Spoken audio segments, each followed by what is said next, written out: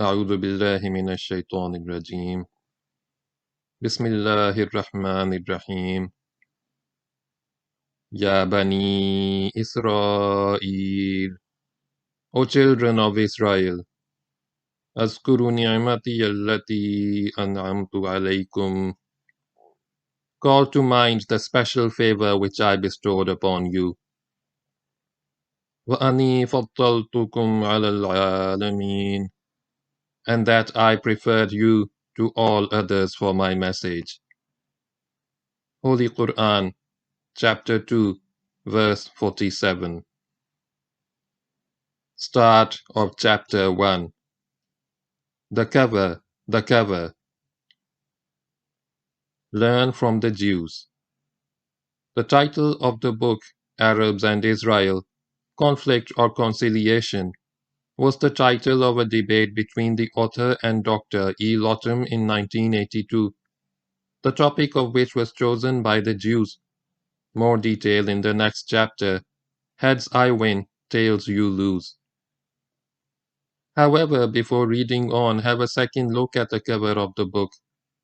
There's nothing contrived about it. The first, a Muslim woman has just retrieved her little David from the clutches of the Israeli soldiers. The second, a Jewish lad, perhaps the grandson of one who escaped the Nazi incinerators in Germany during the Holocaust. His mission in life, with the prophetic words written on his helmet, born to kill.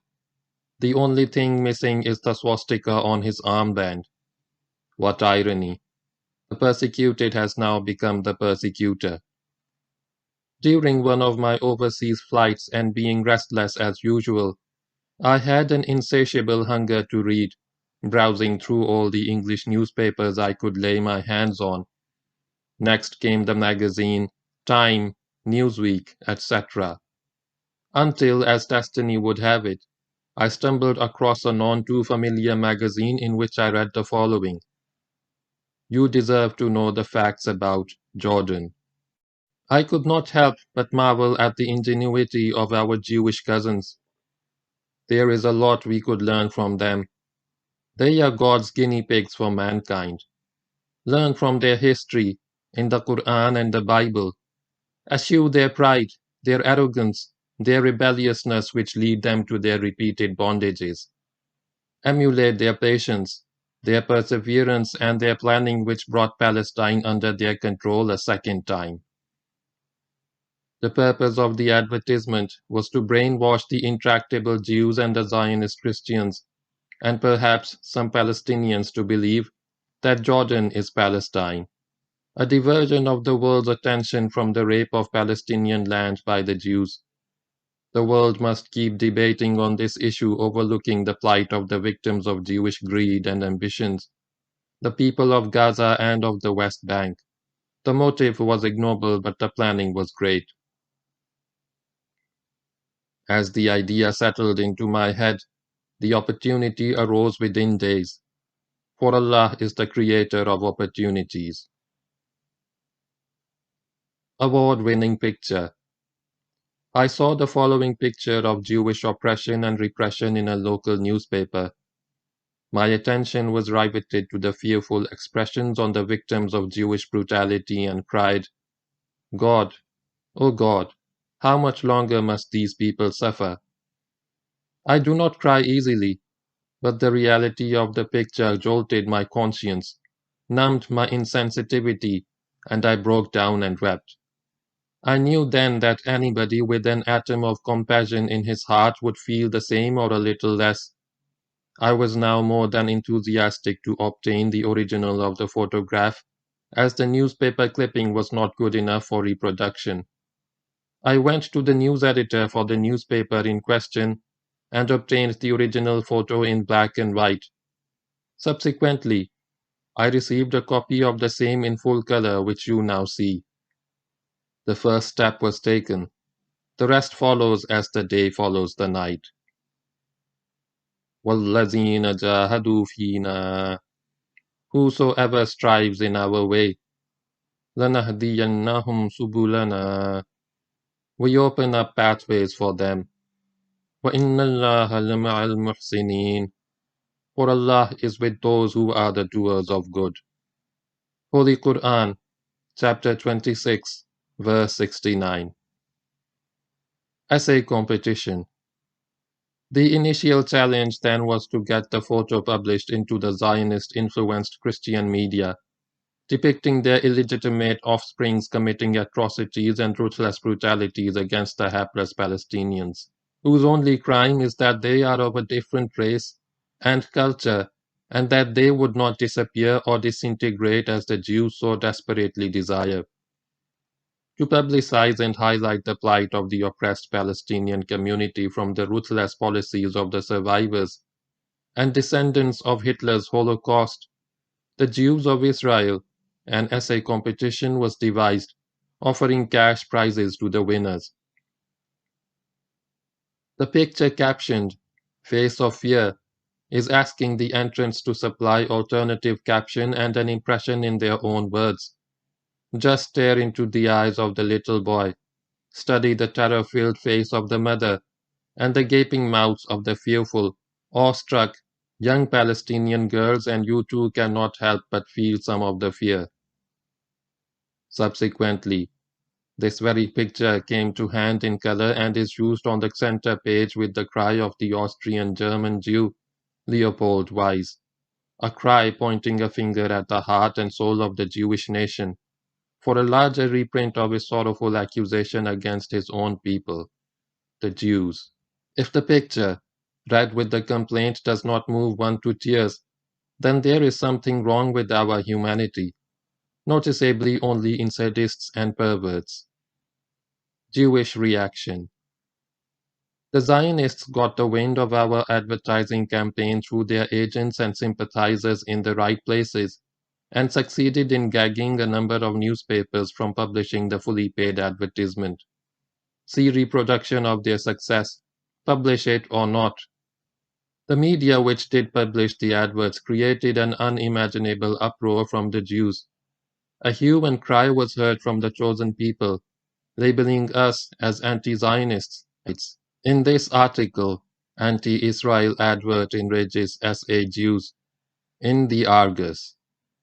Further, row on Palestinian advert in the Cape Times and photo fury from the Sunday Tribune. Our sea-bagged Jewish cousins are most generous in conferring the shameful title of anti-Semite on anyone disagreeing with them. It has become a magic wand in their hands and which can bring the Christian world to their heels, with the mere threat of labeling them as such. It conjures up in the Christian mind Hitler, the Holocaust, the pogroms, the massacre of thousands of innocent men, women, and children simply because they were Jews. Every year at Easter, the Christian world went on a rampage. Kill the Jews, Christ killers, they killed our God. 1,000 years of murder and rapine have now begun to twinge the Christian conscience, and anti-Semite is the magic word that cloaks every Jewish crime. The Western world will blink at every Jewish atrocity for fear of being labeled by them. The Israelis, like their godfather ex-president Rambo Reagan, can do no wrong. They forever remain immaculate. What a tribute! Listen to what Senator Claude Pepper has to say about his own Teflon president, as he calls him. Published in the Daily News on 13th January 1989. Bizarre tribute to Reagan angers Americans. Foreign Service, New York. Among all the emotional and sometimes tearful farewells being experienced by President Reagan in his final days in office, none was more bizarre than the tribute paid to him yesterday by Senator Claude Pepper, his longtime critic. Applauding President Reagan, the Teflon president, for his ability to escape criticism, the silvery-haired Senator Pepper said that nothing the president did seemed to earn him any censure. He may be bad at this, bad at that, but everyone likes, forgives him, said the senator. Then came the thrust. I think that if someone found the president raping an 88-year-old woman on the steps of the Capitol, They would grab her and say, "What are you doing to our president?" Americans are incensed by Senator Pepper's remarks at a time when they are paying a sentimental farewell to the most popular president of the past 50 years. Will President Bush be able to extricate his administration from the Jewish lobby, which Reagan, his predecessor, has bequeathed him? We pray that justice and wisdom will prevail in Bush's dealing with Israeli inhumanities against the helpless Palestinians. End of Chapter 1. Start of Chapter 2. Heads I win, tails you lose. Debate on Palestine. It was at the height of the Israeli blitzkrieg in Lebanon in the summer of 1982 when I received a phone call from the Professor Mason of the University of Natal in Durban, informing me that the Jewish students at his university were organizing a lecture by an Israeli official from the Pretoria embassy to discuss the Palestinian problem. As a typical Britisher, he felt that it would be unfair to subject his students, a mixed bag of Hindus, Christians, Muslims, and Jews, to listen to only one side of a contentious issue. Somebody had suggested my name to present the Muslim point of view on the subject. He wanted to know if I would be prepared to debate with the Jew about the problem at hand. I agreed as I had considerable experience in discussing the subject, having had numerous discussions, debates, and dialogues with the Jews on the subject of Palestine during the past 30 years. The title of the debate. The professor inquired me as to how was it best to advertise the subject of the debate. I suggested the title, The Pros and Cons of Israel. The professor, pleased, commented that the title sounded very fair and just on the face of it, but would have to consult the Jewish organizers of the debate and come back to me. A few days later, he telephoned me again and said that the Jewish students were not impressed in favor of my suggestion and wanted to change the title to Arabs and Israel, Conflict or Conciliation, to which I agreed. They further wanted me to speak first. Again, I agreed. Either way, we lose. No doubt you noted that there is a catch in the title. Our Jewish cousins have already tied us before the start. Is it conflict or conciliation? Which one would you choose? Either way, we come out second best. If we opt for conflict in the debate, we would provoke the hostility of almost everybody in the audience. The university students would want to believe that they are fair, just, and peace-loving. They would want to believe that both sides will get a fair hearing and would want to arrive at their own objective conclusions. The Muslim opting for conflict would appear to be a brawler or warmonger, while the whole world is crying for peace. The Muslim says, "War." If we chose conciliation to avoid the trap, then the Jews would say, "Why are you then throwing stones at us?" Either way we lose. It's heads I win, and tails you lose. This is the genius of the Jews. Allah bestowed upon them a creative intelligence, a degree above most. It is a trust from God. He gives everyone something more out of his bounties than others, as a test, as a trial. Not for nothing. When God Almighty gave his friend Ibrahim, the holy prophet Abraham, may the peace and blessings of God be forever with him, the good news of his firstborn son Ismail, as we learn from the book of Allah, فَبَشَّرْنَاهُ. So we gave him, Abraham, the good news of بِغُلَامٍ حَلِيمٍ, a son ready to suffer and forbear. Holy Quran, chapter 37, verse 101. Now note the subtle change when the good news of the birth of his second son Ishaq is announced. قَالُوا لَا تَوْجَلْ إِنَّا نُبَشِّرُكَ. The angel said, "Fear not, we give thee tidings of بِغُلَامٍ عَلِيمٍ, a son endowed with wisdom. Holy Quran, chapter 15, verse 53. The eldest son Ismail, his characteristics and idiosyncrasies of his progeny, the Arabs, are being prophesied in the word of God, the Holy Quran, as Halim, meaning humble, submissive, ready to forbear in the way of Allah, and Ishaq, the progenitor of the Jewish race, as a person endowed with wisdom, knowledge, and intelligence with its accompanying responsibility. Nothing new. In trying to catch us out with the poser, conflict, or conciliation, our cousins were doing nothing. It was the same old game they played with Jesus Christ alayhi salam some 2,000 years ago. The Jews came to him, Jesus, again and again with posers and riddles. Watch their matchless flattery and cunning. Master, we know that thou art true, and teachest the way of God in truth, neither carest thou for any man. Tell us, therefore, what thinkest thou? Is it lawful to give tribute unto Caesar or not? But Jesus perceived their wickedness and said, Why tempt me, ye hypocrites? Show me the tribute money. And they brought unto him a coin. And he saith unto them, Whose is this image and superscription? They say unto him, Caesar's. Then saith he unto them, Render therefore unto Caesar the things which are Caesar's, and unto God the things that are God's. Holy Bible, Matthew chapter 22, verses 16 to 21. Jesus alayhi salam was no less a Jew than his questioners. They were bent on trapping him, but he turned the tables on them. He caught them. If Jesus answered, Pay the taxes, tribute money, then they, the Jewish leaders, would tell the masses that Jesus was no Messiah, translated Christ, meaning the Anointed One, the liberator of the Jews from Roman bondage, but instead was a stooge of the Roman oppressors.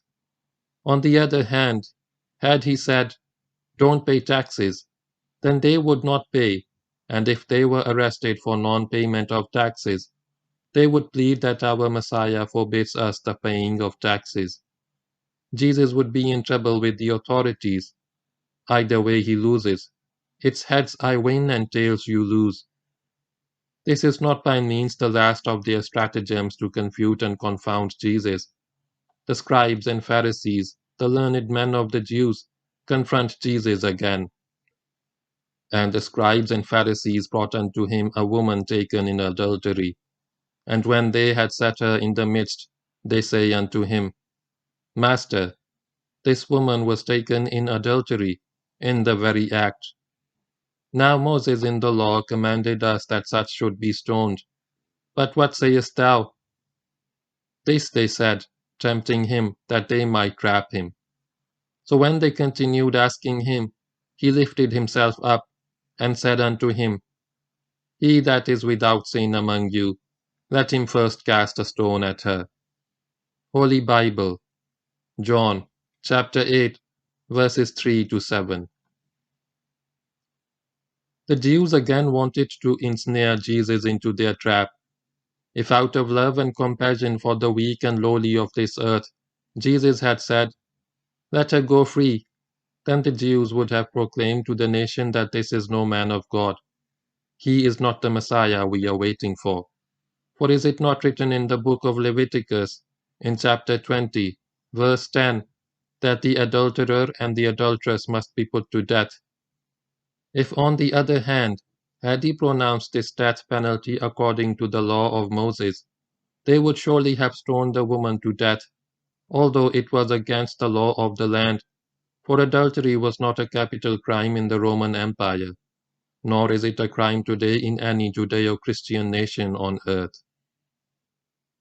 On the horns of a dilemma. Jesus found himself between the devil and the deep blue sea.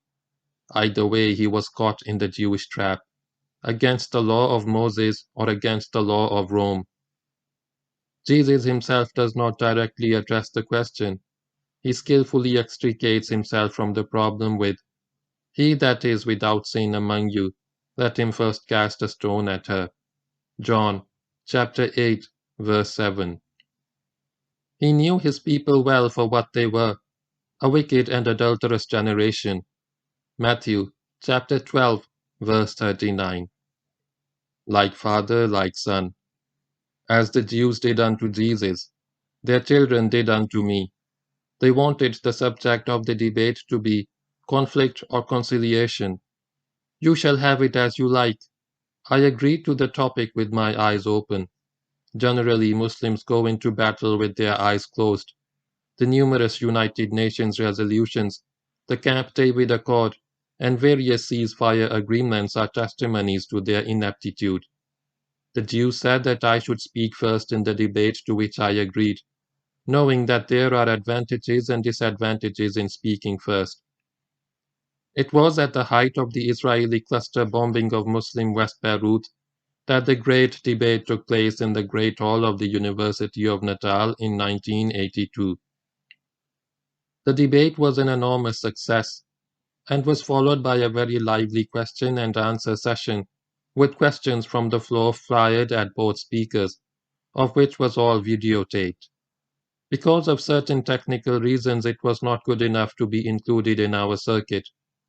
Today we can boast of some 60 different video programs of extremely good quality, including Arabs and Israel, conflict or conciliation, a lecture delivered in Cape Town with questions and answers from the floor.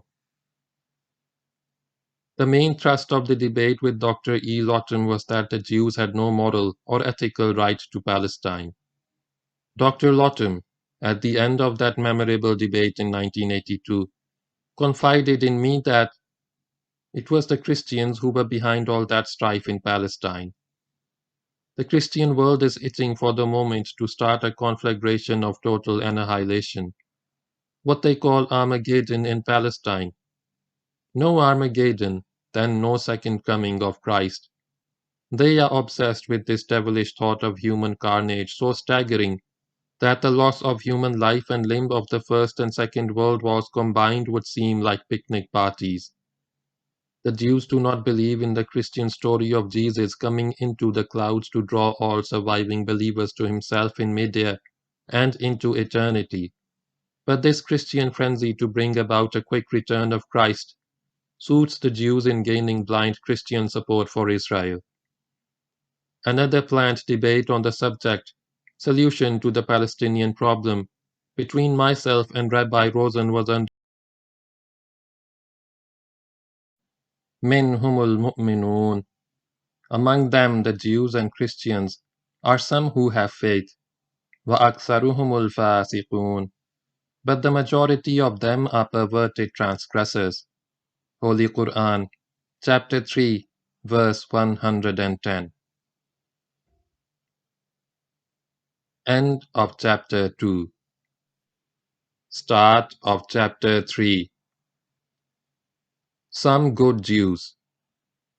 An Austrian-German Jew by the name of Leopold Weiss was on a visit to Jerusalem towards the end of 1922 as a reporter for a German newspaper, the Frankfurter Zeitung. An informal meeting was in progress in the home of a friend with Dr. Chaim Weizmann, the undisputed leader of the Zionist movement at the helm of affairs. He was surrounded by his young fans, Ben-Gurion, Begin, and Dayan. The doctor had the map of Palestine on the table and was expostulating how it was to be carved out as a Jewish state. What about the Arabs? The young Jewish journalist, seeing the utter disregard shown to the Arab inhabitants of Palestine and the injustice of planning to uproot a lawfully settled community, was impelled to break through the deferential hush with which all the budding Zionists were listening to Dr. Weizmann, and ask, "And what about the Arabs?" The young journalist continues his report.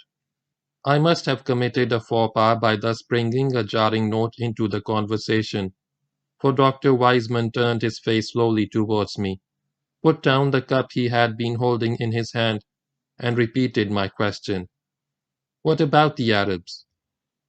Well, How can you ever hope to make Palestine your homeland in the face of the vehement opposition of the Arabs, who, after all, are in the majority in this country? The Zionist leader shrugged his shoulders and answered dryly, "We expect they won't be in a majority after a few years." Perhaps so. You have been dealing with this problem for years and must know the situation better than I do. But quite apart from the political difficulties which Arab opposition may or may not put in your way, does not the moral aspect of the question ever bother you? Don't you think that it is wrong on your part to displace the people who have always lived in this country? But it is our country, replied Dr. Wiseman, raising his eyebrows. We are doing no more than taking back what we have been wrongly deprived of. How was it possible, I wondered, the young Jew continues, for people endowed with so much creative intelligence as the Jews to think of the Zionist-Arab conflict in Jewish terms alone? Did they not realize that the problem of the Jews in Palestine could, in the long run, be solved only through friendly cooperation with the Arabs? Were they so hopelessly blind to the painful future which their policy must bring? To the struggles, the bitterness and the hatred which the Jewish island, even if temporarily successful, would forever remain exposed in the midst of a hostile Arab sea? And how strange, I thought, that a nation which had suffered so many wrongs in the course of its long and sorrowful diaspora was now, in single-minded pursuit of its own goal, ready to inflict a grievous wrong on another nation, and a nation, too, that was innocent of all that past Jewish suffering. When this last paragraph was being quoted, the eyes of many were filled with dew. Such a phenomena I knew was not unknown to history, but it made me nonetheless very sad to see it enacted before my eyes. Brainwashed. The question is often asked, how was it possible? It is possible, anything is possible. It is simply a question of programming or brainwashing. A civilized and cultured nation like the Germans were programmed to incinerate 6 million Jews. Some say that this figure is a lie. If in the name of racism only 600 or even 6 Jews were destroyed, it would be dramatic enough. How was this possible? It is possible because the Germans could be brainwashed, the Jews could be brainwashed, the Muslims could be brainwashed, and the Christians could be brainwashed. In fact, everyone can be brainwashed, be they Hindus, Muslims, Christians, or Jews. My Jewish connection. In the early 50s, I worked for the Jews. They treated and paid me well. They were some of my best employers in my long career in the commercial world. At that time, the firm I worked for had 9 shops. Today, Beer Brothers have more than 125 business establishments in South Africa. One day, my boss, Mr. Bernie Beer, called me into his office and informed me that a Jewish couple were visiting him from the Argentine. He wished to entertain them by taking them to the Indian area in Durban on a tour and let them enjoy some spicy Indian food. He wanted my suggestion. I said there was an Indian restaurant called Goodwill Lounge, but that it was as Western as any white European hotel, except for the curry powder they put into their curries to make them seem Eastern. I then said, why not come to my house? I will feed them with what we Muslims eat, play some Indian music in the background, and take them on a tour to the largest mosque in the southern hemisphere, which is in the center of the city. He liked the idea, but would like to consult his wife first. The next morning, he called me again and informed me that his wife was very happy with my suggestion, and according to the appointed time and date, to my surprise and delight, 6 persons turned up. They were Mr. and Mrs. Beer, and Mr. and Mrs. Daniels, and the couple from the Argentine, all Jews. Whilst enjoying the curry, the rice and the roti, the unleavened bread of the Jews, with a light-hearted chat, we heard the azan, the Muslim call to prayer. My residence was then a stone throw from the Juma Masjid, the mosque. I gave them a running translation and commentary of the Azan as it progressed. As the end of the dinner and the Azan coincided, I suggested that if they wished, we could then go to the mosque and actually watch the Muslim at prayer. My employer asked if they would be allowed to attend. He had forgotten my original suggestion to him. I said, of course. The Muslims of South Africa are very broad-minded and tolerant towards non-Muslims.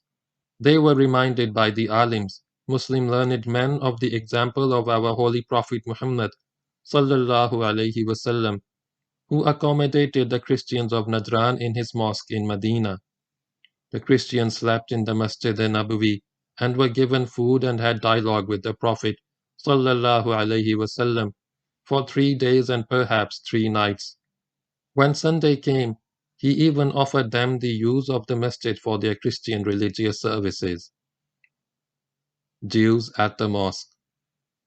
On reaching the mosque, I asked my employer and his guests to take off their shoes, realizing that I was putting them to a little bit of inconvenience.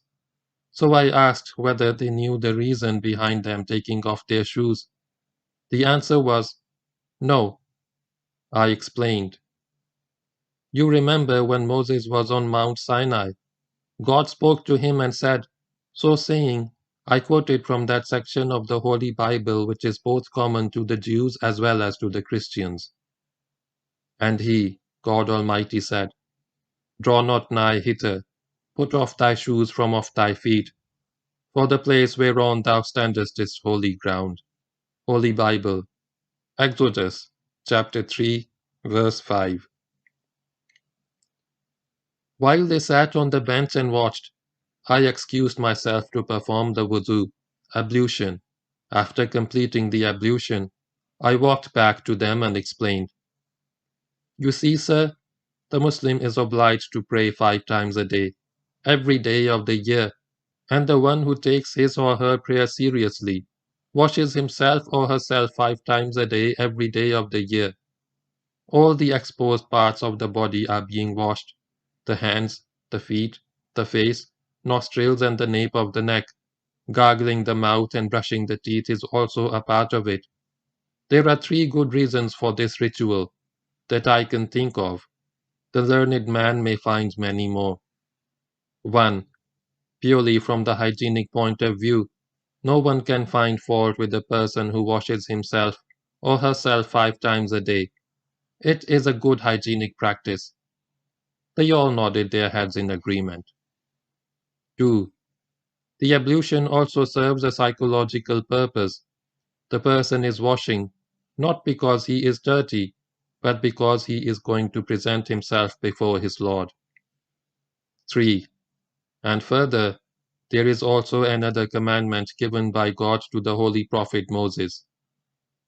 And Moses and Aaron and his sons washed their hands and their feet thereat, when they went into the tent of the congregation, and when they came unto the altar, they washed as the Lord commanded Moses. Holy Bible, Exodus, chapter 40, verses 31 and 32.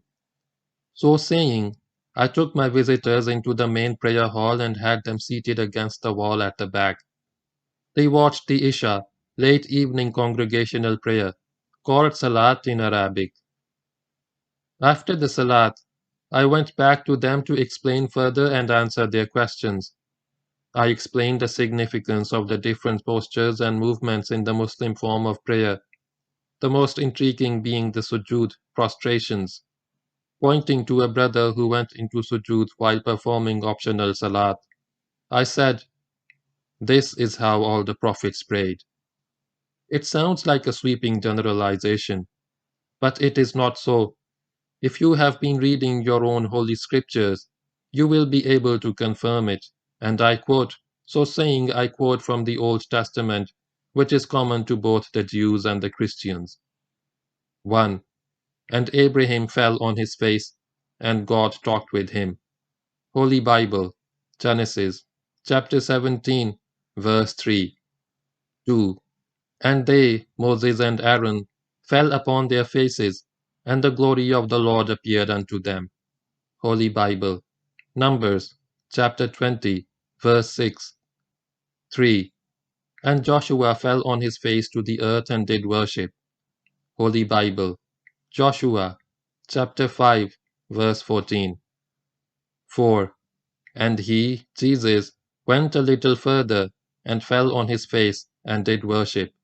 Holy Bible. Matthew, chapter 26, verse 39.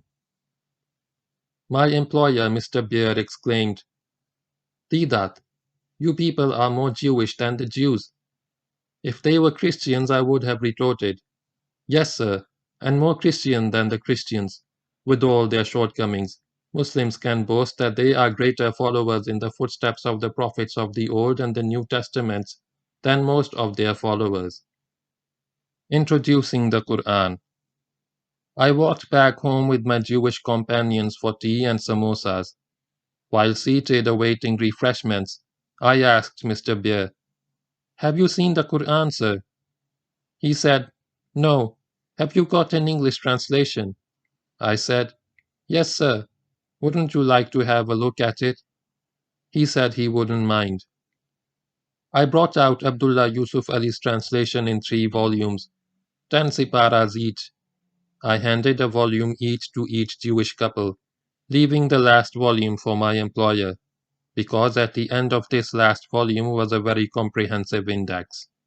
As my guests were browsing through the volumes handed to them, I suggested to my employer that he look at the index under the subject Moses. When he came to it, I suggested that he look at some of the different topics under that heading. He checked a reference or two and looked up at me and exclaimed, Deedat, this book is very funny. I asked, what is funny about it, sir? He said, this book seems to be speaking in our, that is, in the Jews' favor. But you people, meaning the Muslims, are all against us. I said, that is true, sir. You see, the Egyptians set hard tasks for you people, committed numerous injustice against your people, killed your sons but let your daughters live, referring to these Quranic verses. وَإِذْ نَجَّيْنَاكُمْ مِنْ آلِ فِرْعَوْنَ. And remember, we delivered you from the people of Pharaoh. يَسُومُونَكُمْ سُوءَ الْعَذَابِ. They set you hard tasks and punishments. يُذَبِّحُونَ أَبْنَاءَكُمْ. Slaughtered your sons. وَيَسْتَحْبُونَ نِسَاءَكُمْ. And let your females live. وَفِي ذَلِكُمْ بَلَاءٌ مِّن رَبِّكُمْ عَظِيمٌ. Therein was a tremendous trial from your Lord. وَإِذْ فَرَقْنَا بِكُمُ الْبَحْرَ. And remember we divided the sea for you. فَأَنْجَيْنَاكُمْ وَأَغْرَقْنَا آلَ فِرْعَوْنَ. And saved you and drowned Pharaoh's people. وَأَنْتُمْ تَنْظُرُونَ. Within your very sight. Holy Quran, chapter 2, verses 49 and 50. Here God Almighty is telling us that an idolatrous Egyptian people committed innumerable cruelties against your people, the Bani Israel, the children of Israel. But today the position is quite different. You people, the Jews, have usurped our lands. My employer said, Deedat, how can you say that? Palestine belongs to us. I said, how, sir? He said, God had promised it to us. I said, where, sir?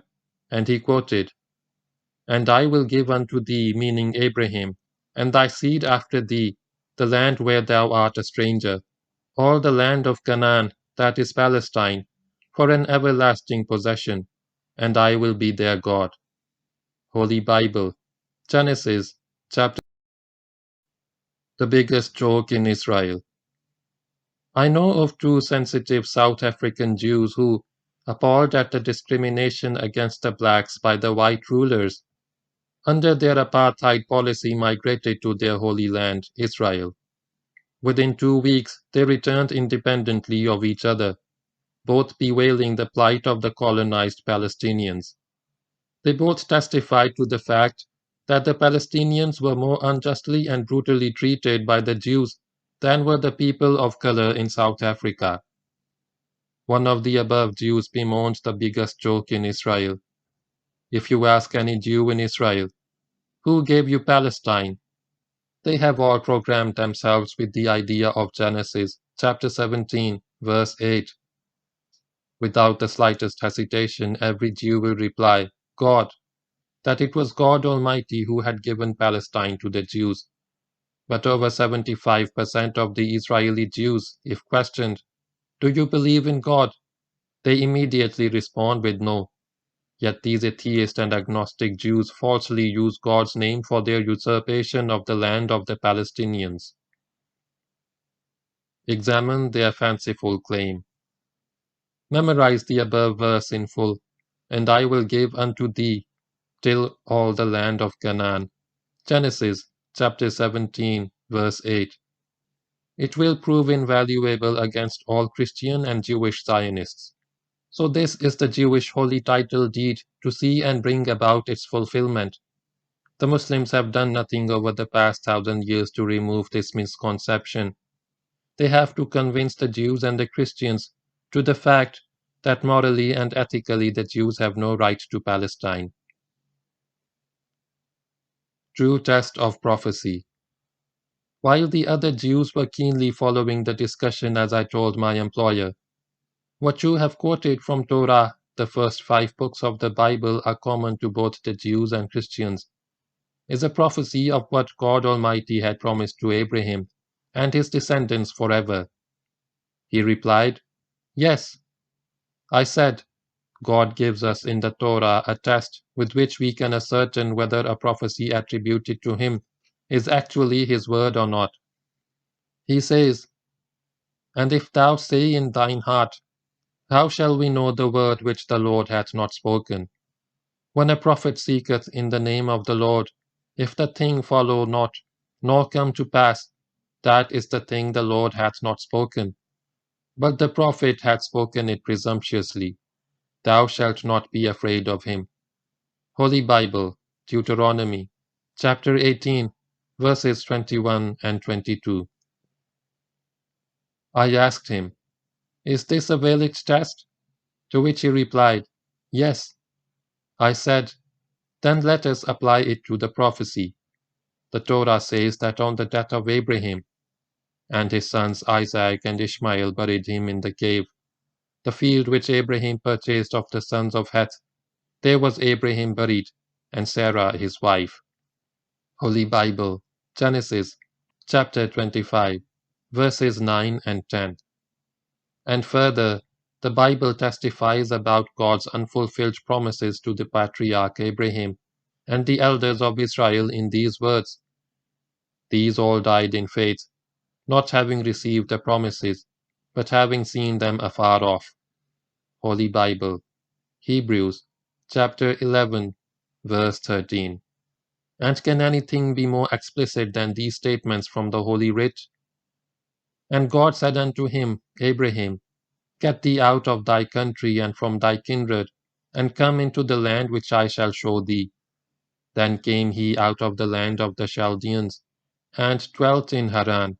And from there, when his father was dead, he removed him into this land, that is Palestine, in which ye now dwell. And he, God, gave Abraham no inheritance in it. No, not so much as to set his foot upon. Yet he promised that he would give it to him for a possession, and to his seed after him. Holy Bible, Acts, chapter 7, verses 3 to 5. Still some good Jews. I asked my Jewish visitors whether these simple facts were gospel truth, and to my amazement, my boss, as a spokesman for the group, answered, Yes.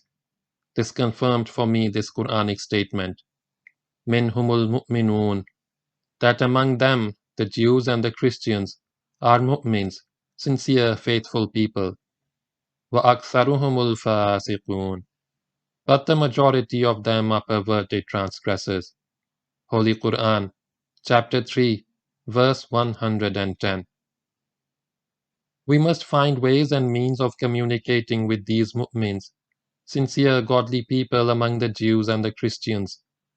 When my employer agreed that the facts of unfulfilled promises in the Bible were according to his knowledge correct, I said, in that case God Almighty could never have made such promises. God also confirms in the Holy Quran that if he makes a promise, his promise must come to pass, as in Deuteronomy chapter 18, verse 22. Wa'adallahi haqqa. The promise of Allah is true. Holy Quran, chapter 4, verse 122. The conclusion was that the Jewish title deed to Palestine based on the prophecy of Genesis, chapter 17, verse 8, was invalidated by the test given in the last will and testament of Moses. In Deuteronomy, chapter 18, verse 22, for a reasonable Jew like my employer, the discussion was over, but I wanted to pursue the dialogue further.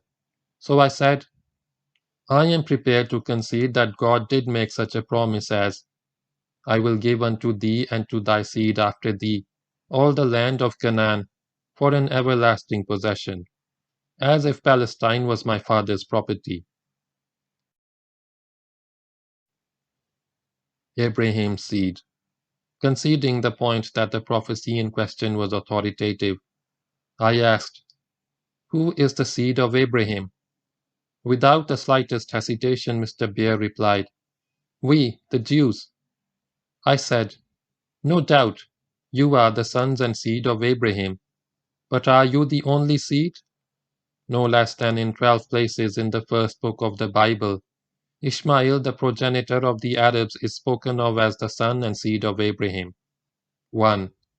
And Hagar bore Abram, changed to Abraham by God in Genesis chapter 17, verse 5, a son, and Abram called his son's name, whom Hagar bore, Ishmael. Holy Bible, Genesis chapter 16, verse 15. 2. And Abraham took Ishmael his son. Holy Bible, Genesis chapter 17, verse 23. 3.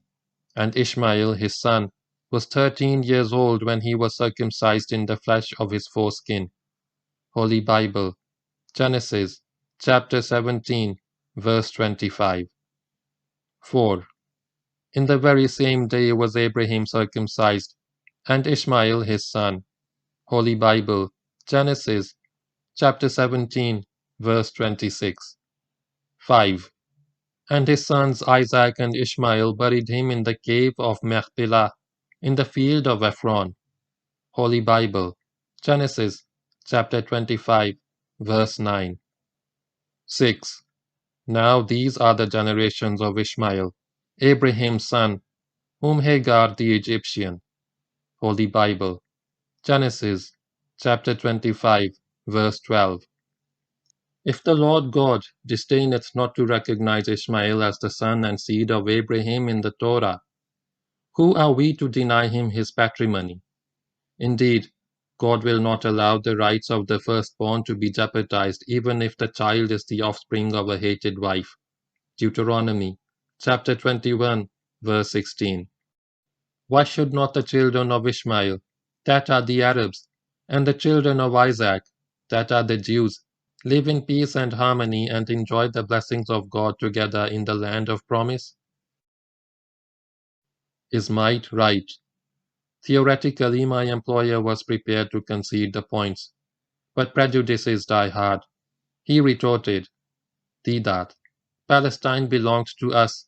We ruled it under David and Solomon. I said, Sir, if having ruled a territory once by force of arms entitles you to repossess it, then we Muslims, if we had the power, would equally be justified to reconquer Spain. We Muslims ruled that country for almost 800 years, a longer period of time than the Jews ever ruled parts of Palestine. The only thing really worth seeing in Spain are the magnificent gardens and fountains and monumental buildings the Muslims left behind. Does that entitle the Muslims to recolonize Spain? And on the same basis, would the Dutch be entitled to invade Indonesia because their ancestors ruled it for 3 centuries? Or could the Italians lay claim to Britain because the Romans ruled it at one stage under Caesar? No, said Mr. Bear. Those were foreign conquests, but Palestine is our motherland. We have only taken back what we have been wrongfully dispossessed. I beg your pardon, I said. There is a grave historical oversight on your part here. The Jews also, under Joshua, invaded Palestine over 3,000 years ago and conquered the inhabitants of the land. It was no virgin territory ready to be betrothed. You conquered 30 kingdoms in as many days. In Joshua chapter 12, verse 24. 12 united tribes of Israel against each divided village state, with their little village chief whom you called kings. So you knocked over the Amorites, the Edomites, the Philistines, the Moabites, the Hittites, and other too numerous to mention. You destroyed them utterly, and they came back for more. And again, you destroyed them utterly, and yet they were there. And they utterly destroyed all that was in the city, both man and woman, young and old, and ox and sheep and ass, with the edge of the sword. Holy Bible, Joshua, chapter 6, verse 21. Cry with Rodinson. With all the destruction of past, present, and future for Israel, there is a perpetual spectre of war. Without friendly cooperation with the Arabs, there can be no solution to the Jewish problem in Palestine. Morally and ethically, the Jews have no right to Palestine. Rodinson, an elite Jew, says in his book, Israel and the Arabs. But for one thing, they, the Israelis, cannot be said to have a historic right to a piece of territory because some of their ancestors supposedly inhabited it 2,000 years ago. For another, they ought to recognize that they have done a considerable wrong to another people, in depriving them of rights at least as great as their own. The bitterness felt by the people to whom this wrong was done still persists, and as long as it does, the rights of the Israelis will remain purely hypothetical. They can only hope that the Arabs will one day recognize and accept them. Only then will their rights become real. The Arabs too have rights. In many respects, they may justifiably be held to be greater than Israelis. The Arabs of Palestine have the same rights over Palestine territory as the French exercise in France and the English in England. These rights have been violated without any provocation on their part. The wrong done to the Arabs by the Israelis is very real. With all the admissions, confessions, and mortifications, the Jew persists. We possess Palestine. We keep Palestine. Possession is 9/10 of the law. This was the attitude of my employer too. So I asked, how did you, meaning the Jews, possess it? By force of arms? Then by force of arms the Arabs have every right to seek to repossess their homeland. Deedat promoted. My employer was humble enough to admit, Deedat, we did not know that the Arabs had a case. He wanted me to write what he had discussed and promised to have it printed in the Temple David magazine, of which he was an editor. I said, I cannot write, meaning that I am not a writer. He said, Deedat, you write as you speak and I will correct it for you. I knew he meant well. Now, after over 30 years, I have finished the task. As a repercussion, one would expect the Muslim to be fired by his Jewish employer after such a dialogue. But no, I won respect in the firm, from just simply Deedat to Mr. Deedat. It was from then on, good morning, Mr. Deedat. Good afternoon, Mr. Deedat. Good evening, Mr. Deedat. Mr. Bear shared the experience he had with me with his Jewish staff members, in particular with Mr. Beinart, the manager of the clothing department in the company. Ishmael, a bastard? A couple of days later, while passing his department, Mr. Beinart calls me, telling me about what the boss had said about me. He said, You can't do to me what you did to Mr. Bear. As for Ishmael, Ishmael, the progenitor of the Arabs, was a bastard. The guy was looking for trouble. Someone might have slit his throat. There was no time in the shop during working hours to argue or debate.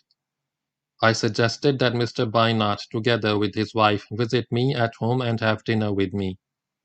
After a lot of persuasion over a period of weeks, I succeeded in getting Mr. and Mrs. Bynard together with the Mr. and Mrs. Phil and a Mr. Townsend to visit me at home for dinner. After the same type of hospitality and a visit to the mosque, we returned home for tea and refreshments. While the group, 2 Jews and 3 Christians, were enjoying tea and samosas, I broached the subject of Mr. Bynard's earlier insulting remarks about Hazrat Ismail alayhi salam. I said, Mr. Bynard, you remember you had made a gravely false charge against Ishmael, the father of the Arab race. Do you still stand by that? Mr. Bynard said, Of course. I had hoped the dinner, the hospitality and the samosas might have had some softening effect on Mr. Bynard's pugnacity. But that was not to be. Jew, thrice guilty. I asked Mr. Bynard which, according to Judaism, was preferable, that a person to beget children from his own sister, or from a slave woman, a bondswoman. He replied, a bondswoman was preferable.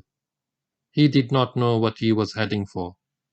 I asked again, according to eugenics, the science of genetics, inbreeding, which was preferable for a man, to beget offspring from his own sister or from a negress, an African woman, a bondswoman? He again replied without thinking that the bondswoman was preferable. I asked him for the third time, which according to common sense was preferable, one's own sister or a bondswoman?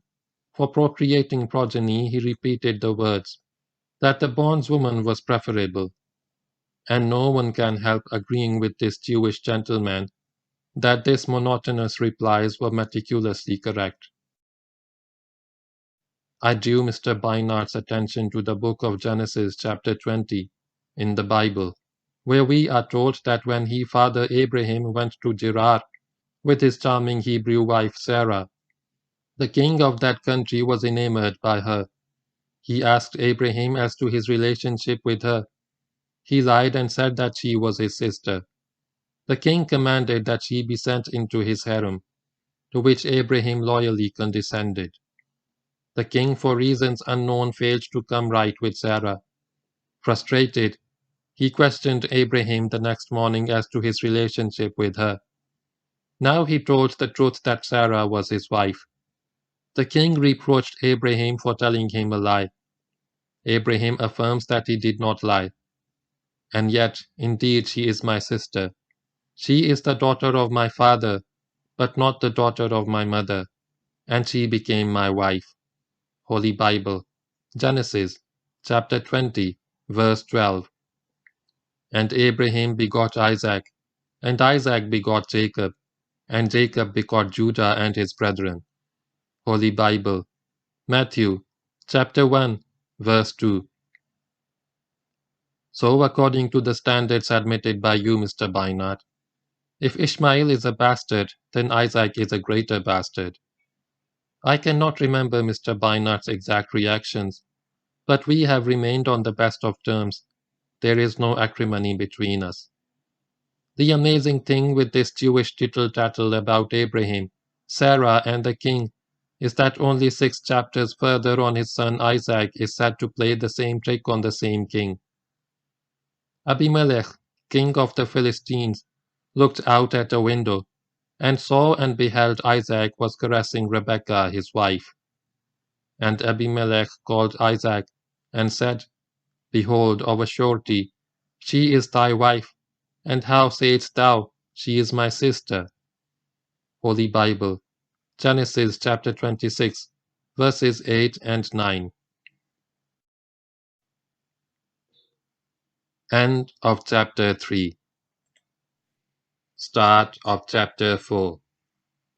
The Quran and the Jew. A call from the young Jews. It was soon after the so-called Six-Day War of the Jews in 1967 that I found myself on a lecture tour of the Cape Province in South Africa. The Jewish students of the University of Cape Town must have seen our advertisements about our lecture on comparative religion, discussing subjects like what the Bible says about Muhammad, the natural successor to Christ, was Christ crucified, etc. They were enthusiastic to contact the organizers of these meetings to invite me to lecture to them in their Rondebosch hall, which they had purchased from a Christian group. Perhaps they were intrigued to know how we felt after the debacle in the desert. Larry Collins and Dominique Lapierre in their book, O Jerusalem, gave a true picture of the Arab armies on page 73. Ben-Gurion persisted. He never made the mistake of underestimating his foes. Nothing could menace his people more than a concerted attack on them by 5 Arab armies. But if Ben-Gurion did not underestimate his foes, he did not believe their extravagant boasts, to accept rhetoric as reality, to prepare themselves for a trial with speeches rather than sacrifice. Their threat of war presented to his people a terrible menace, but it also presented them a great opportunity. And Michael Bar Zohar, in his The Armed Prophet, a biography of Ben-Gurion, puts these words in the mouth of the Israeli Prime Minister. Let's be frank, it wasn't because we were able to perform miracles that we won, but because the Arab armies are rotten. Page 173. I condescend to speak to the young Jews, boys and girls, mostly university students. The topic chosen was the Quran and the Jew. After a very hearty and enthusiastic introduction by the young chairman, I stood up to speak, beginning with the following verse from the Holy Quran, spoken in Arabic without giving its corresponding meaning. قال رب اشرح لي صدري ويسر لي أمري واحلل عقدة من لساني يفقهوا قولي. Holy Quran, chapter 20, verses 25 to 28. A hypnotic effect. Whilst chanting the above, I perceived expressions of puzzlement on the young faces. They had all expected me to speak to them in English, but this was something different.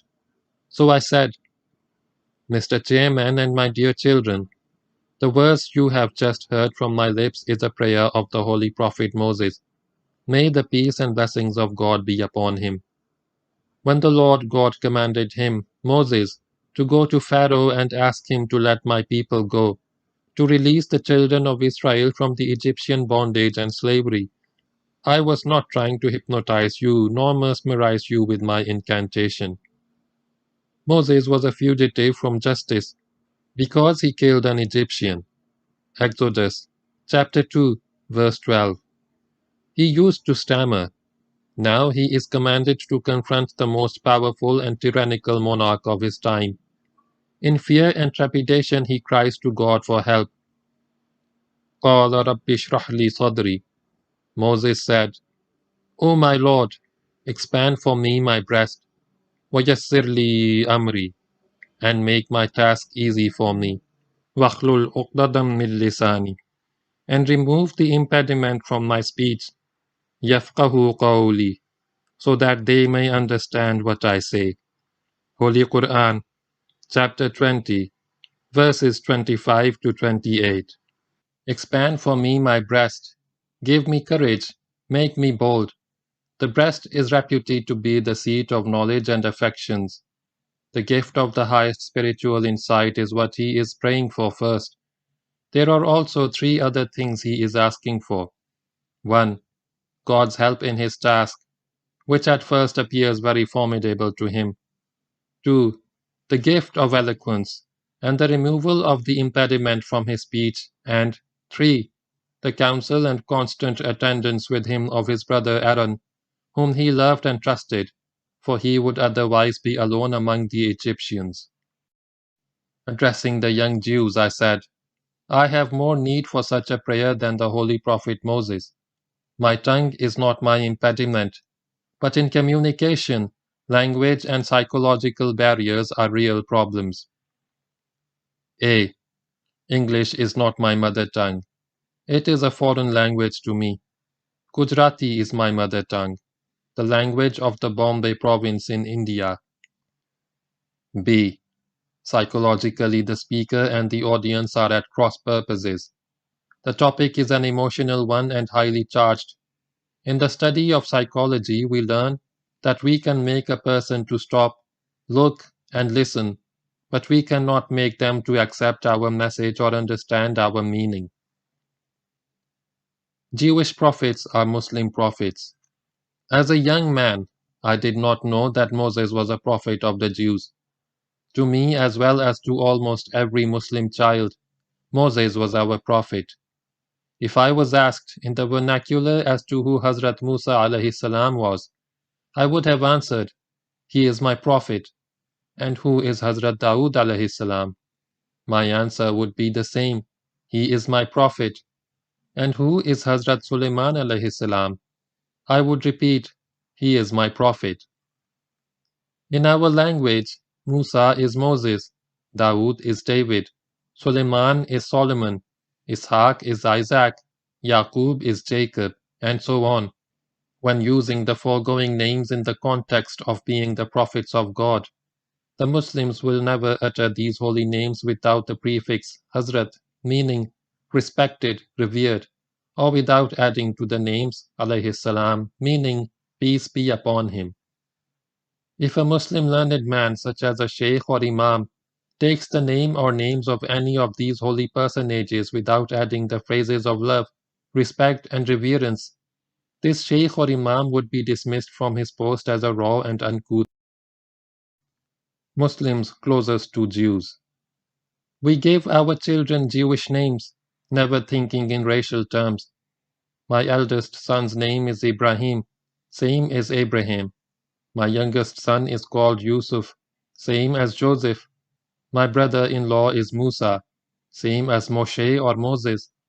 We are not thinking of these names as Jewish, but rather as the names of the righteous servants of God, metaphorically spoken of as the sons of God, according to biblical terminology. In this theology, his ancestry and in cultural values, the Muslim is the closest to the Jew. The Jew believes that God Almighty is absolutely unique. God is not seen at any time. No man can see God and live. And the Muslim agrees wholeheartedly with the Jew, saying, "We believe as you believe." The Jew says, "Do not eat the flesh of the swine." The Muslim says, "We will not eat it." The Jew says, "Don't eat blood." The Muslim agrees with that and will not touch it either. The Jew says, "Circumcision." The Muslim says, "We are all circumcised." What more do you want? In short, the Muslim says that Islam is the religion of Moses, made universal and brought to perfection by Muhammad sallallahu alaihi wasallam. The irony is that, though the Muslim honors, respects and reveres all the Jewish prophets as his own prophets, the Jews will not accept one of ours. We accept all the biblical Jewish heroes as our own heroes. With their modern heroes, the Bijins, Shamirs, and Sharons and Dians, we are at war. They are the ones who have usurped Palestine, our land. Close as cousins. Robert J. Donovan, on page 17 of his book, Israel's Fight for Survival, has the following to say. In a report of the Institute for the Middle East, published in 1959, it was noted that there was a time when there was no such thing as an Arab-Jewish problem, when relationships between the two peoples were as normal as those between cousins. And amazing as it may sound, Professor Goitain, the chairman of the School of Oriental Studies at the Hebrew University in Jerusalem, on page 21 of his book, Jews and Arabs, repeats the above sentiment almost word for word. There is much more to the popular belief that Jews and Arabs are close relatives. cousins, because they were descended from the brothers Isaac and Ishmael, the sons of Abraham. I was pleading with the Jewish students of the University of Cape Town in their Rondebosch stronghold, flushed with pride soon after the 1967 war. Why has such close blood relationship between Arab and Jew, unfortunately, now turned to gruesome, bitter, and bloody enmity? Gun not the answer. Is the gun, that is the military force, to be the only arbitrator between blood cousins? Hearken to the sane advice of the great Jew, Jesus alayhi salam, the son of Mary, the Prince of Peace, wrongly worshipped as God incarnated by over 1 billion of his followers today. Reproaching his band of sword-wielding disciples, he said, "Put down your sword, for all they that take up the sword will perish by the sword." Holy Bible, Matthew, chapter 26, verse 52. Remember Hitler and his goose-stepping minions. Remember Mussolini and his fascist hordes, and Mikado's Japan of Pearl Harbor fame? You've heard of them all. Where are they now? Vanished into oblivion. And have you Jews forgotten your own history? The bondages, the dispersions, the gas chambers. History has an uncanny habit of repeating itself. Don't be deceived by your Pyrrhic victories. You knocked out my brothers in 1948, and again in 1956, and yet again in 1967, which you call the Six-Day War, and the 1982, the final solution, in the Lebanon, and now the Intifada. Small beginnings, perhaps, but grave enough to take note of. Only one victory needed. In 1967, addressing my elite Jewish cousins and nephews, I said, "You have knocked out my brethren thrice already. You can knock them out 30 times, but you won't solve your Jewish problem. My Arab brothers can afford to lose 100 battles. There are over 100 million around you. They can afford to keep on coming back again and again. You Jews cannot afford to lose a single battle. That, only one defeat will be the end of you. Your final call, your end time. Why wait for that? What will happen to US?" asks David Ben-Gurion on page 173 in The Armed Prophet by Michael Bar Zohar, if an Arab Mustafa Kemal makes an appearance one of these days. The fallacy of 5 Arab armies poised menacingly on the borders of a nation unused to arms for 2,000 years is exploded by a Jewish historian. This elementary concession to recruit a Jewish army was not granted by the British mandatory power in Palestine, for fear of arousing Arab resentment. Nevertheless, Jews fought in exceptionally great numbers in the Allied ranks. It was the only war in modern history in which Jews were to be found only on one side, the total number of those under arms rising ultimately to well over 1 million. History of the Jews, by Cecil Roth, page 406. In their so-called War of Independence, the Jews had outstripped their Arab cousins in manpower, money, and munition. We were really set up. We were caught napping. The Jew had unlimited resources of veteran Jewish soldiers from the Allied armies, in which they had played an active part. Jews from the armies of the USA and Canada, from South Africa and Australia, from the British and the Free French, and the Free Poles and the rest. Arab petrodollars? Unlimited money? What money? Yes, the Arab petrodollars. Another big bluff. The total oil revenue of Saudi Arabia, the biggest producer of oil in the Middle East, was 14 million a year in 1948. Their oil was sucked away at the extortionate price of 8 cents a barrel. Compare this money with what Mrs. Golda Meirson, who later changed her name to Golda Meir, collected from the American Jewry in 1 month. After the Declaration of Independence of Israel on May 14, 1948, the then Prime Minister of Israel, David Ben-Gurion, proposed to go to the USA to collect funds. Golda persuaded Ben-Gurion that he was more needed at home, and she believed that as a lady appearing in distress would do a better job eliciting financial help from the Americans. She returned within 1 month with $51 million. This amount sounds like a mere pittance today, but this was more than 3 years' oil revenue of Saudi Arabia, the largest producer of oil in the Middle East. The poor Arabs were outmoneyed, outmanned, and outgunned in 1948. 1956. The next showdown.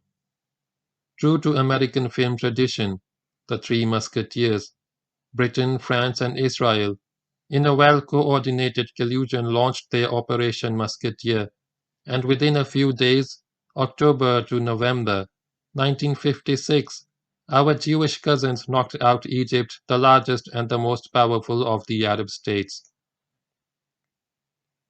Moshe Dayan, the commander-in-chief of the Israeli army who planned and executed the Sinai campaign of 1956, tells it all in his biography by Shabtai Tevet about his master plan. On page 267, Dayan discloses a map of the planned Israeli advances, and was so tickled by his achievement that he posts that if it became necessary to have another go at the Arabs, he would point by point repeat the maneuvers, and true to his promise, he cut the Egyptian army to shreds in 1967, textbook style. Dayan knew too well that no Arab would ever read his biography or any other book about the Jews by the Jews to learn what their Semitic cousins were planning for them. Muslims will not learn. In the very first word of the Quranic revelation, God Almighty commanded the Prophet sallallahu alaihi wasallam, and through him commanded his followers, Iqra, meaning read, to which the Muslim world in practice says, La Iqra, we will not read. Will we ever benefit from the open secrets revealed by the Jews in their own literature? It does not look as if we are ready to learn. What is the reason that we are discomfited by the Jews time after time? The answer is simply superior planning and weaponry. In short, technology. And technology is not a closed shop. I told the Jewish boys and girls at the Ronde Bosch meeting after the Six-Day War in 1967. 7 years later, Martin Zucker, reporting from Tel Aviv, repeated my words almost word for word. The average Arab soldier, according to the Israelis, continues to be an individual coming from a peasant background with about 6 years of schooling. The average Israeli soldier conscript, in comparison, has 8 to 12 years of schooling, part of it technical. The Israelis rate their enemies, the Arabs, as better physical specimens than themselves. The Daily News, May 29, 1974. I persuaded the students that the gun was not the answer to the Jewish-Arab conflict. One day the Arabs may also have as many and better guns than the Jews. One day mighty America, Israel's chief patron, financier, supporter, protector and instigator, will let you down in the same way they did to the Vietnamese. One should know that loyalties of the big powers are never permanent. They are fickle towards other states as well as towards their own leaders. When the crunch comes, the same populace would be prepared to burn and hang their leaders of yesterday. Don't wait for such an eventuality. Come to terms with your Arab cousins now. Rivalry between brothers has played an obsessive role for too long in your history. The Jewish Bible abounds with such conflicts, beginning with the first book of the Bible, Genesis, Cain and Abel, Isaac and Ishmael, Jacob and Esau, Solomon and Adonijah, and now Arabs and Israel. Difference of labels. What is the great divide between the Muslims and the Jews? I asked the Jewish university students. It is not race, it is not culture, it is not religion, as far as the fundamentals of faith are concerned. It is simply a question of label. The Israeli says that he is a Jew, religiously a believer in Judaism, and the Arab says he is a Muslim, a believer in the religion of Islam. By God, the solution to the Zionist-Arab conflict is simply a change of label. You, the Jew, have created a high fever in the body politics of the Arab world. You have acted as a catalyst. Without you, the Arab world might have slumbered along for another millennium. Listen to this erudite Jewish historian. Today, the Arab world is arising from its slumber, thanks to you. If the Arabs can use the Jews to hoist themselves out of the abyss into which history hurled them, they can be blamed no more than other nations, which are playing similar power politics. It is up to Jewish leaders, in their own national self-interest, to convince Arab leaders that the Arab world can achieve its legitimate aims. With the friendship of the Jews as in days past, astute statesmen can relax the present Israeli-Arab tensions because they are not caused by deep-rooted racial and religious antagonisms, but by temporary political expediencies. History has shown that Jew and Arab can live together without strife and with mutual profit. Max van Dimont, in Jews, God and History, page 205. One religion. With such deep racial and religious affinity, it is a shame that the Semitic brothers, Arabs and Jews, are so terribly estranged. Islam alone can bridge the gulf and bring peace and prosperity to a torrid area. Strangely enough, salam in Arabic and shalom in Hebrew both mean the same thing, peace, for which everyone is crying. Between Islam and Judaism there are no insurmountable barriers. Islam is Judaism made universal. Let us hear what the chairman of the School of Oriental Studies at the Hebrew University in Jerusalem has to say on this point.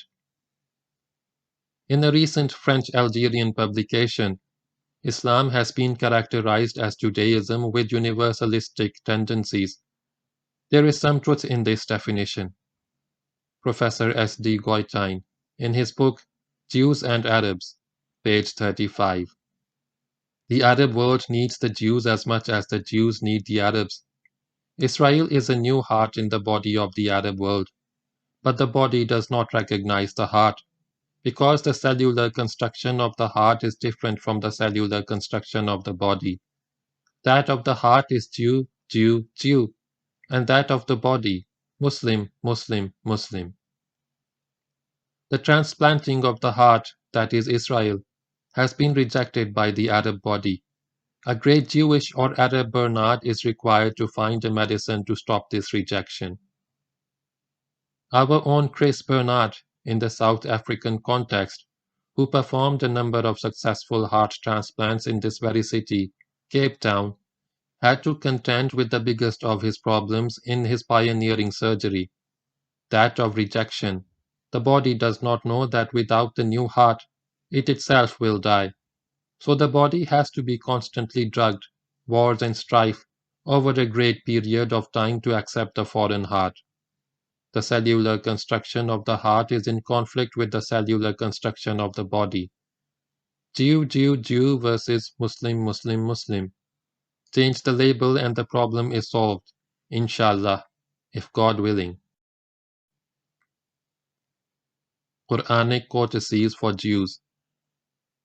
Listen to God Almighty, how He pleads with Jews in His last and final revelation to mankind. Ya Bani Israel, O children of Israel, Azkuru ni'mati allati an'amtu alaykum. Call to mind the special favor which I bestowed upon you. وَأَوْفُوا بِعَهْدِي أُوفِ بِعَهْدِكُمْ. And fulfill your covenant with me as I fulfill my covenant with you. وَإِيَّايَ فَارْهَبُونَ. And fear none but me. Holy Quran, chapter 2, verse 40. This explains the 1,000 years of good relationship which existed between the Muslims and the Jews. How respectfully you are being addressed, not as you Jews, you vagabonds, you rebellious people, in Deuteronomy chapter 9, verse 7, you stiff-necked people, in Exodus chapter 33, verse 5, you wicked and adulterous generation, in Matthew chapter 16, verse 4, you brood of snakes, in Luke chapter 3, verse 7. These are the outpourings of your own Jewish prophets in your own holy scriptures, not of anti-Semites. What a contrast we find in the Holy Book of Islam.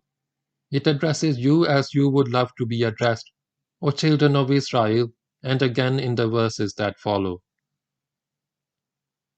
Ya Bani Israel azkuru, O children of Israel, call to mind Ni'mati allati an'amtu alaykum, the special favor which I bestowed upon you.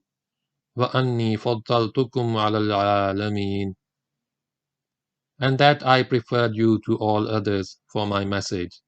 Holy Quran, chapter 2, verse 47. The appeal here is, as well as in other verses, is made to the Jews subjectively, in terms of their own tradition. You Jews claim to be a favored nation. Have you forgotten God's favors on you? You claim a special covenant with God. He has fulfilled his part of the covenant by bringing you out of the land of bondage a second time. How have you fulfilled your part of the bargain? Change the label. You, chosen people, received revelations before. Now comes one, the Holy Quran, confirming it. Its first appeal should be to you. You had been prepared to receive it. Are you now going to be the first to reject it? And reject it for what? In a nutshell, embrace Islam.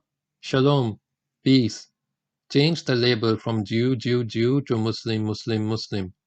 Revert to the original role for which God Almighty had chosen you. Behold, you are a peculiar treasure unto me, and you are a kingdom of priests to mankind. Holy Bible, Exodus chapter 19, verse 5. At question time at the end of my lecture, the Quran and the Jew, one of my nephews, the Jewish student from the University of Cape Town, retorted, "Why don't you change your label?" Meaning, why don't Muslims become Jews instead of the Jews becoming Muslims? I like this militant approach. For this very reason, I love to address university students. They are full of life.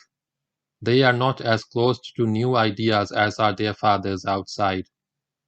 I responded, I am not averse to change, but if I agree to change my label, that is, become a Jew, you, the Jews, will put hurdles in my way. In the first place, you do not want the Gentiles to be converted to Judaism. You have made your religion a racial religion. You have to be born a Jew to be a Jew. In any event, like the young Afrikaner who fell in love with a Jewish girl, who was extra particular about her faith and wanted this Christian white man to become a Jew before marriage. After overcoming every hurdle that was put in his way, he cries at the end, "At the tender age of 23, I was painfully circumcised." However, he remained a third-grade Jew. Why Jews should change. We Muslims would have no such problems about circumcisions as the Christians or other non-Jews, because we are already circumcised, and we are more Jewish than the Jews in many ways, according to my former employer, Mr. Beer, a Jew. But for the sake of argument, let me say that I changed my label from Muslim to Jew. What have you achieved? I asked my Jewish young audience. How many of you Jews are there in the world today? Somebody shouted, 12 million. This was in 1967. Today the Jews are boasting a figure of 15 million. So I said, with me by changing my label, we become 12 million and one. But by you changing your label, we become 700,000,001. It is estimated that the Muslims number 1,000,000,000 today. I asked, can't you see the difference? Only a fool would refuse to change his label, I proceeded. You are a business people. You should understand this better than any other people. As a businessman, let's say you have a product for which you have a market of 12 million. Simply by changing the label, you can increase your market to 700 million more buyers. You would be foolish indeed if you stubbornly refuse to change the label, especially when there is no copyright on the label Muslim. But lastly, there is also a real problem. Religiously, Islam is a wider circle that could embrace the whole of humanity than Judaism. A larger circle can incorporate a smaller one, not vice versa. Who must do the job? At the end of the aforesaid meeting, another Jewish lad asked, who will do this job of spreading the message of changing labels? I said, you the Jews. I said, you get off our chests the heavy burden of wrong and sin you have accumulated, and apologize for the wrong you have done to my people. Tell the Palestinian people that you have done them a grievous wrong. Tell them, brothers, please forgive us. Where else can we go? And by God, these people will forgive you. They are simple and extremely good-hearted. Do not take unfair advantage of them. Dr. E. Lottam, the Israeli counsel with whom I debated on the title of this book, Arabs and Israel, Conflict or Conciliation, had evinced a desire for Jews and Arabs to come to an equitable settlement that would usher in their second golden age. The first was in Muslim Spain when the Jews reached the zenith of their glory. The Jewish historians of the 19th century, as in the case of Graetz, the author of a classic 10-volume history of the Jews, who were deeply embittered by the contrast between enlightened ideas of that century and the denial of civic rights to the Jews in many European countries, pointed out most emphatically that the legal and actual position of the Jews during the Middle Ages was much better in Muslim Arab countries than in Christian Europe, and the golden age of Judaism in Muslim Spain has become a phrase which has found its way even to the most popular accounts of Jewish history. As de Goitein, in his Jews and Arabs, page 7.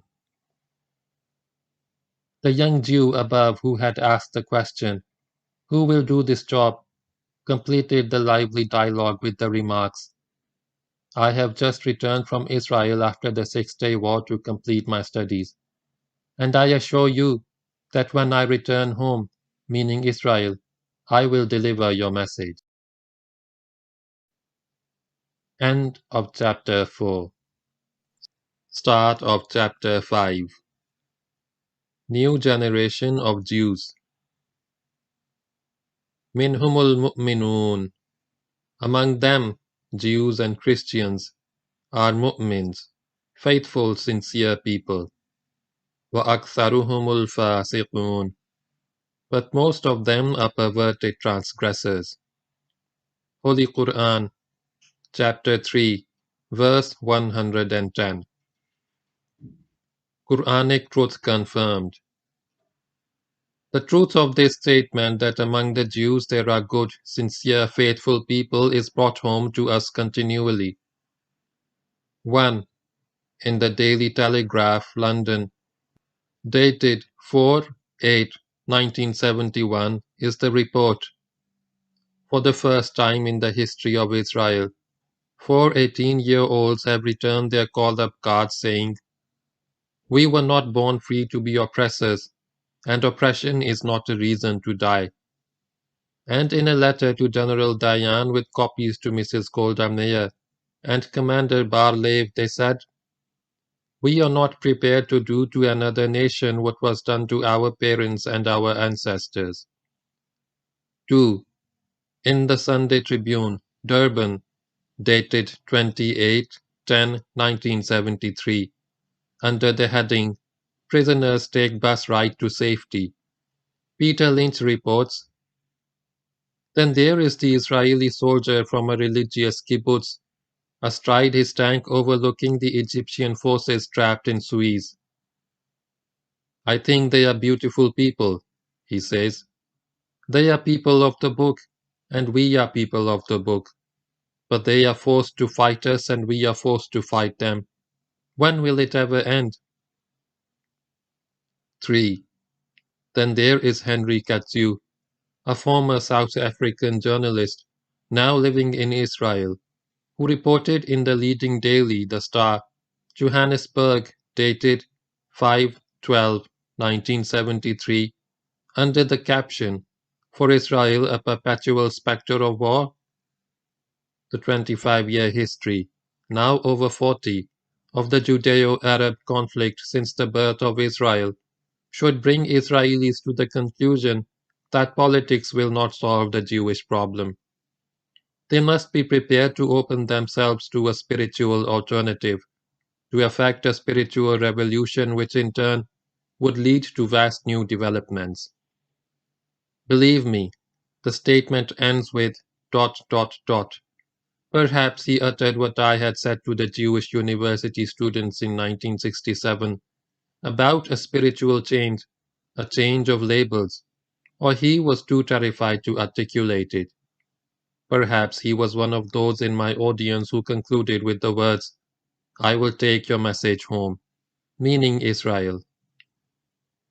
4.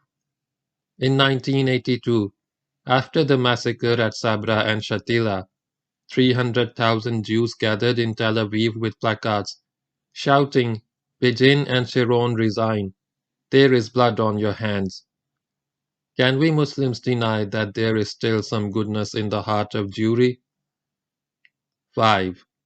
1989 started with a bang for Israel. For on the 1st of January, Danny Bental, described as a reservist in the Israeli army, during his latest tour of duty in Gaza where he thinks the battle against the Palestinians is already lost, reports the Sunday Star Johannesburg on New Year's Day, allow me to quote the young Jew, "Call him an anti-Semite or a self-hating Jew. He is neither. He is, pardon me, a mu'min, as the Holy Quran describes in chapter 3, 110. A. The Palestinian state already exists. Let there be no mistake about that. It exists in Jabaliyah and Shati, in the mosques and in the mind, judging by the proliferation of Palestine Liberation Organization flags in Shati. We have already begun to lose the battle for this square mile of Eretz Israel. B. At first, the Intifada opened our eyes, shocked some of us into realization, but when so many Israelis refuse to recognize what is happening, what good will that do? C. A sort of status quo has been reached. They have nothing to lose from this point on. They are fighting for their independence, their national identity, their pride. D. For all the fear we inspire in the local populace, we no longer maintain absolute control over their lives. The symptoms of eventual defeat are already obvious. E. We catch a rock-throwing child, probably no more than 12 years old. In his eyes I detect a certain pride behind the fear of what is about to happen to him. Soldiers start shouting, "Hit him, smash his head in, break his arm so he won't throw stones again, teach him a lesson." This from soldiers who only days before had been law-abiding and God-fearing citizens of the state that was created in order to shelter Jews from exactly those sentiments. F. We, more than any other nation on earth, should understand that whenever a youth hurls a rock at me, I cannot but feel guilty, in the knowledge that were I in his situation, I would also be throwing rocks. But how can I, a soldier, turn to him and say, as a Jew whose people have known so much suffering at the hands of others, I sympathize with you? G. These children are beautiful. Out of the litter and stench they emerge. young jewels with clear, dust-colored faces and wide, bright, innocent-seeming eyes. The 3-year-olds wave at us as our patrol passes. The 5-year-olds already understand that we are the enemy. Gleefully, they show us the V for victory sign, not really appreciating what it means. H. We all know what to do, behaving firmly, yet politely as the situation demands, and the situation sometimes demands us to be sons of. An honest Jew, if there was one, there is no guile in him. I. 21 years have gone by since the territories fell under Israel's control. A whole generation has grown up there, yet they are no closer to accepting us as anything but a foreign occupying power. And the Jewish settlers continue to live the lie, locked in their government-subsidized houses, out of earshot of their rioting neighbors. They appreciate that their safety depends on the army. Every evening they travel the strip in minibuses, distributing hot soup and food to weary patrolling troops. Most soldiers accept gratefully. Others kid themselves that by logical argument they may persuade the settlers that their day of judgment will come, and they will return to live in Israel.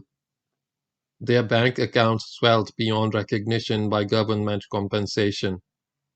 The few peace-seeking idealists among us refuse their charity, not willing to condone the occupation by even the tiniest of symbolic acts.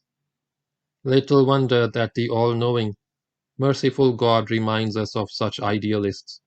Minhumul mu'minun. Among them are mu'mins, faithful, sincere people. Holy Quran, chapter 3, verse 110. J.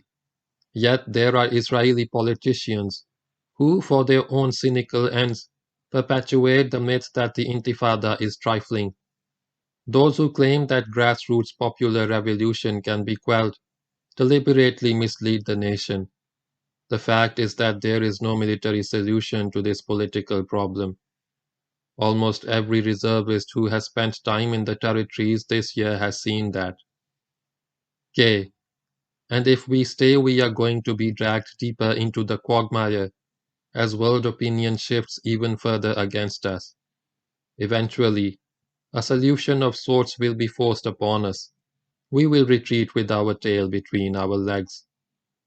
As a last resort and final solution, the natural consequence of a people's war, Intifada, the uprising, turns into a revolution. Danny Bental concludes. L. The next stage, utter frustration, may well involve the Palestinians exchanging their rocks for live ammunition. We will have no choice but to retaliate appropriately. That day can only be drawing closer. I fear that. The Independent News Service. First initiative in 4 wars. Before we contemplate the spiritual alternative as hinted by Henry Katzu, Item 3 on page 68 and the change of label idea suggested by me to the Jewish students on page 64. Allow me to explain the main reason for our repeated failures in the Zionist-Arab conflict. Actually 4 defeats from 1948 to 1973. For the first time in 25 years, the Arabs took the initiative. The United States of America warned the Jews that the Arabs were on the move. The American satellites had seen to that, but the Jews could not believe it. They felt that they knew their Arab cousins better and that the Arabs could never move their military machine without much fussing and fuming. This big noise and bravado of the Arabs always gave the Jews the opportunity of preemptive strikes. But Anwar Sadat of Egypt caught them napping in the Yom Kippur or the Ramadan War of October 1973. The Egyptian army broke the impregnable Bar-Lev line, and moving into the Sinai. The Arabs had the Israelis by their throat. The Jews sent an SOS to their American godfather, and the godfather responded with men and war machines directly into the Middle East battlefield, through the Azores, which the USA used as a fueling station for their bombers and fighter planes.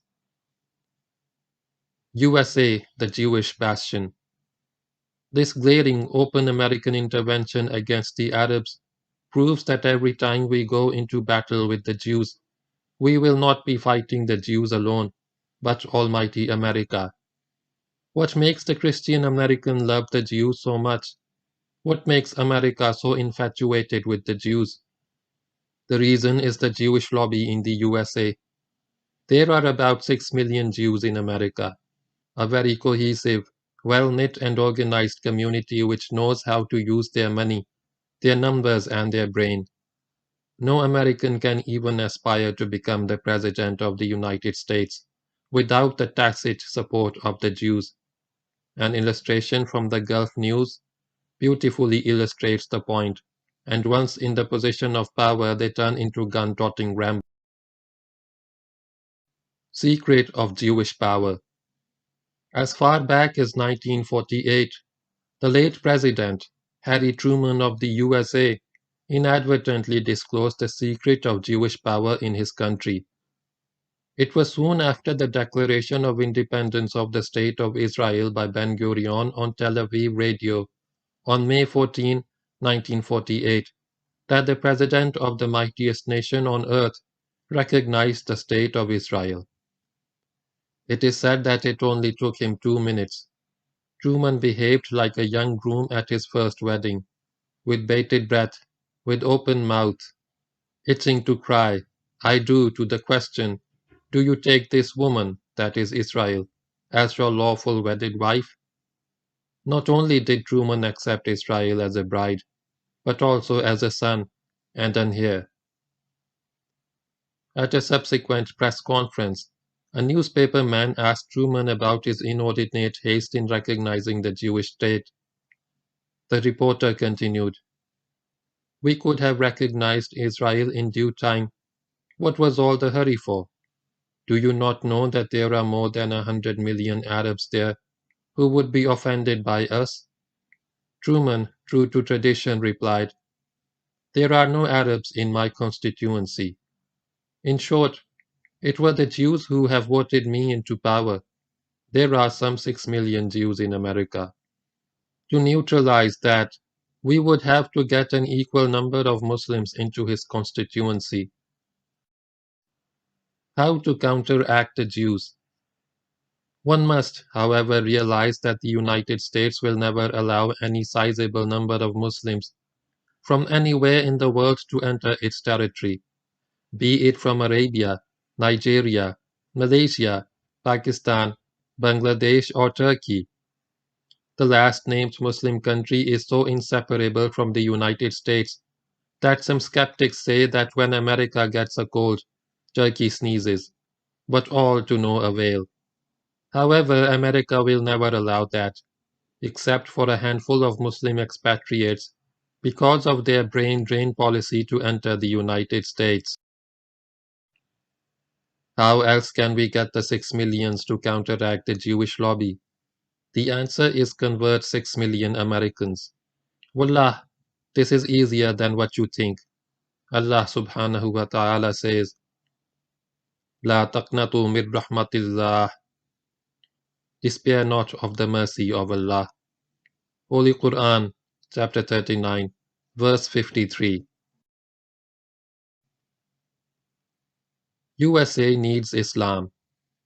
The American people are very disgruntled with their known way of life.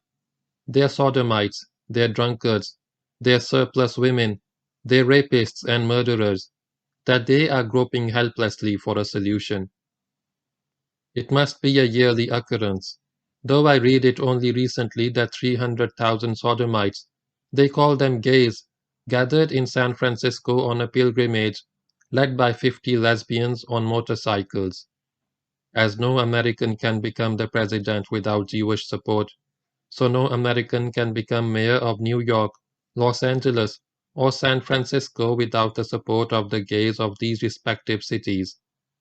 On the subject of the sodomites and catamites in the United States, even Jimmy Swaggart, the fallen tele-evangelist, cried out, "America, God will judge you if he does not judge you, meaning if God does not destroy you, he might have to apologize to Sodom and Gomorrah for their destruction.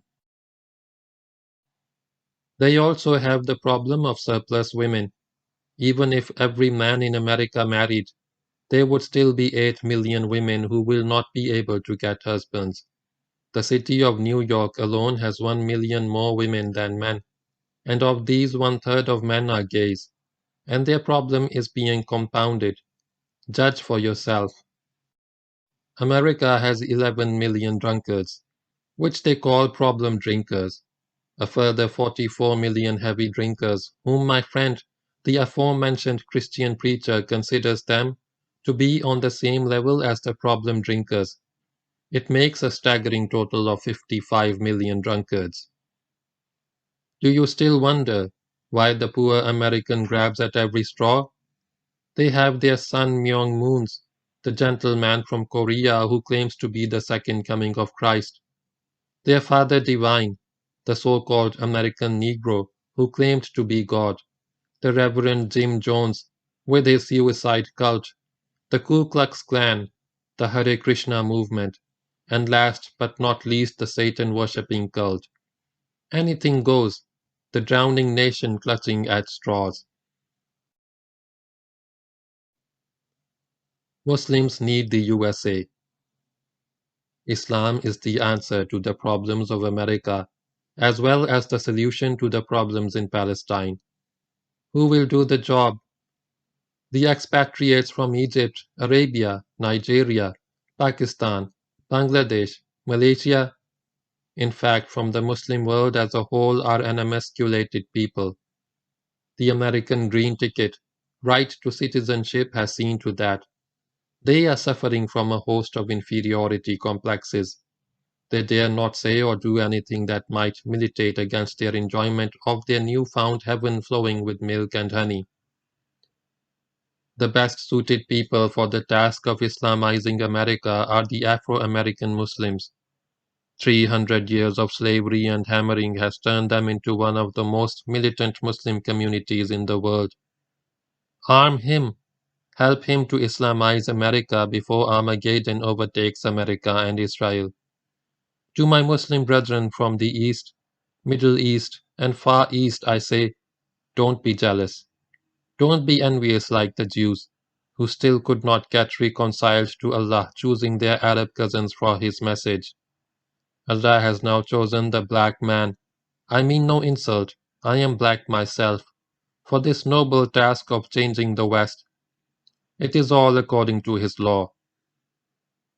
وَإِن تَتَوَلَّوْا, and if ye turn back from your duties and responsibilities, يَسْتَبْدِلْ قَوْمًا غَيْرَكُمْ, He, Allah, will substitute in your place another people. ثُمَّ لَا يَكُونُوا أَمْثَالَكُمْ, then they will not be like you. Holy Quran, chapter 47, verse 38. The whole exercise of getting the 6 million in America to counteract the Jewish lobby will be cheaper than the price of an AWAC or a fighter plane, as well pleasing to Allah and His Messenger Muhammad sallallahu alaihi wasallam, and all this without the shedding of blood. Israel survives today aided and abetted by the United States, and the violence continues unabated. Christians and Jews must awaken and recognize the rights of Islam and the Palestinians. The revival of religion, the Intifada, and the refusal by Israel to share Palestine is nothing but a commitment to political suicide. All attempts to liberate Palestine so far have failed. The answer to peace and prosperity lies in hearkening to the call of the last and final revelation to mankind. Ya Bani Israel, O children of Israel, Azkuru ni'mati allati an'amtu alaykum, call to mind the special favor which I bestowed upon you. Wa'awfu bi'ahdi ufi bi'ahdikum, and fulfill your covenant with me as I fulfill my covenant with you. وَإِيَّايَ فَارْهَبُونَ, and fear none but me. Holy Quran, Chapter 2, verse 40. Palestine is there for the taking for those who with faith and humility fulfill their covenant with God. In the words of Leopold Weiss, it belongs to all who mentally approach it with a humility born of faith in the one God, and particularly to those who, in the words of the Quran, believe in all his messengers, making no distinction between any of them. Thus it is they who will inherit the earth and achieve felicitation and success in this world and the hereafter. End of chapter 5. End of the book. Arabs and Israel, Conflict or Conciliation by Ahmed Deedat.